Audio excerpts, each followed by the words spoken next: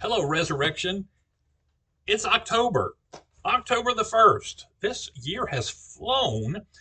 Uh, so, so that means that we kind of shift gears today, at least we do in the church office. We kind of shift gears for pointing toward the end of the church year, the end of the programming year, the end of the vestry year. We start pointing in that direction today. Today is the day that we officially call for vestry nominations, and those will be open for just a short time. We have some pre-nominations. I've got four people already that have said yes, and two more that are considering it, and not a weak link in the bunch. Actually, it's going to be a difficult decision this year. Nobody likes to lose a vestry election, but somebody always does. And I say to you without exaggeration that the six folks that I'm looking at are six absolutely great folks, and I want all of them to serve on the vestry. If they're not elected this time, they shouldn't get too comfortable because I'm going to run them again.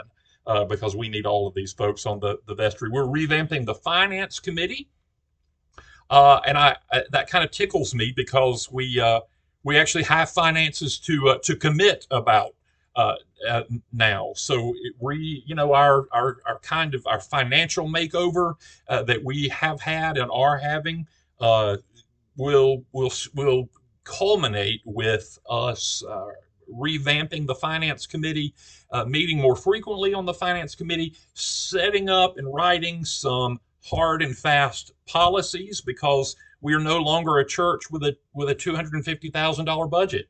Uh, isn't that a nice problem to have? Church is doing all right. Um, Now we're still in that final push for the end of the calendar year that we talked about. We have raised a lot of money with Faithful and Bold, but that Faithful and Bold is, of course, earmarked to pay the mortgage off, which is going to help us eventually, probably a year from now. But the budget is still tight for the rest of this year, so I'm certainly not asking for anything more. I'm just asking that we remember our regular commitment for the end of this year. I'm not saying that anyone hasn't. Right, everything still looks good. I'm just saying let's keep on pushing toward the end of the year. Goodness, I went off script there. I hope that all made sense.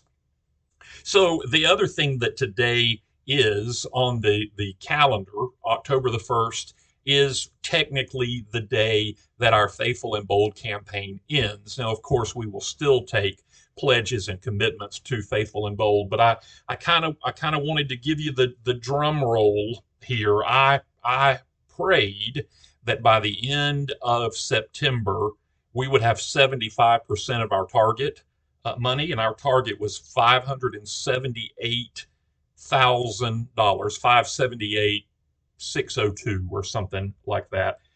And as of today, it looks like we have in Faithful and Bold, where we were trying to get $578,000, we have over $600,000 that has been pledged. We have already collected close to $200,000 that has already gone toward the principal of the loan, which is already knocking interest payments off the loan every time we make a of course, you know this. Every time we make a payment toward the principal, it shortens the life of the loan. That means that we've actually not only paid that off, but we've actually saved ourselves the interest on that. So that budget number in next year's budget continues to go down more and more and more, not because of what we paid, but because what we won't have to pay in interest. I I'm usually pretty good at superlatives. I'm usually pretty good at bragging on you and thanking you and telling you what a great job you've done and how happy I am about it. But I am so grateful and so proud and so happy right now that I find myself not being able to express that well. I am humbled by what this parish has done, and I'm grateful to you, and I am grateful to God. I'm grateful to God that He brought you to the Church of the Resurrection. I've said for a decade that God called us for this specific work, and when I say that, I don't mean it in the generic sort of sense that God brought us together for a special purpose. No, I mean that God brought you specifically. That God brought the 150, 160, 175 folks that are the Church of the Resurrection, that He brought you individually and specifically together because He knew that resurrection needed you. And that doesn't mean needed your pocketbook. It means needed you. It means needed your soul, needed your heart, needed your hands, needed your brain. And that's all become abundantly clear, I think, to all of us. Again, this morning, I had a conversation with somebody that said, tell me about Church of the Resurrection. And I said what I always say. And it's not about, I never tell them about the finances, when they ask about Church of the Resurrection. That's not what people look for in a church. That's not what's important to us. Now, doing it the right way financially is important to us, but how much we have or what we don't have, that's not important to the work of the church. I always tell them about you. I tell them that it is the best, kindest group of folks that I know, that we genuinely love each other, and that they're going to want to come and be part of that. Because I do absolutely believe it. I genuinely believe that you can feel that when you walk in the door. You can feel how much we love each other. And when you walk in and feel that, you are going to want to come back and be a part of that. I do. I'll let you in on a little secret. Somebody my age and with my experience in the Episcopal Church is fairly marketable as a priest. I would not have trouble finding someplace to go if I wanted to.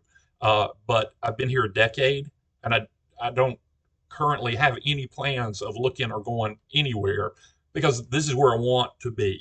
I think it's the best little parish in the whole wide world. And I don't want to go anywhere else. I don't want to be anywhere else but here. I think visitors feel that about us. I think visitors can tell when they walk in that we're here because we want to be, and we don't want to be anywhere else but here. And so for that, I'm grateful to God, and I'm grateful to you too. So go out and tell folks. Go out and tell people how much you love your little church and that you think they will too. And some of them will come and some of them will not. Some of them that visit will love us and some will not. Now, I don't get that. I think we're great. Some people prefer the more contemporary music. Some people can, prefer a less formal worship style and things like that. That is okay. God never told us to bring them in and then make them stay here. God told us to offer it up. And if in coming to church here, they don't find what they're looking for, if it will spur them to find a church that they're looking for, then we've done a great job. And I'm proud of that. Now, we do a pretty good job in retaining our visitors, though. And that's because this is a great little church. So I would say, y'all keep bringing them, keep asking them, keep telling them about resurrection, keep bringing them in. We will continue to grow. And if we grow somebody else's church along with growing our own, so much the better. Okay, this week, regular Wednesday night tonight, regular Sunday morning on Sunday, but next week is the blessing of the pets on Wednesday. So we won't have family supper next week, and we won't have Bible study, youth group, kids programming next Wednesday. But what we will have is the blessing of the pets, blessing of the animals.